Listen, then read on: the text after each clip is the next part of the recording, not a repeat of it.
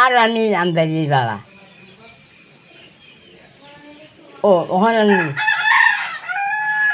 এই যে বিয়ে ভাতকে ফলে আমি পারলাম ফলে ফেলে পয়সা দিনে তো আমার নাতিনে জিগায় বাসের থেকে নাতিন বউ আবার মাইয়া পোলাও নানুর বয়স প্রায় 100 বছরের মতন, আমি কিন্তু নানু এই বয়সে এখনো তার নিজের হাতে সেলাই করা ব্লাউজ পরে। তোমার একটু যদি আপনাদের দেখাই ব্লাউজের সেলাইটা, এইটা হচ্ছে যে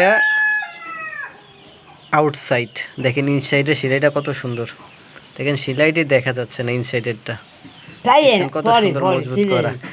এখনো অবশ্য সেলাই করা হয় নাই, যে সেলাই করলে বোঝা যাবে ব্লাউজটা। এখন কাইট নিজেরটা নিজেই কাটছে এই বয়সে, তার লাইফে সে কখনো টেইলার্সের দ্বারা ব্লাউজ সেলাই করে নাই, সে সব সময় নিজেরটা নিজেই সেলাই করছে।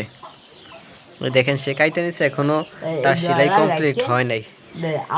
তো যদি সেলাইটা কমপ্লিট হয় তখন দেখাইতে পারতাম কত সুন্দর হাতের কাজ এই বয়সেও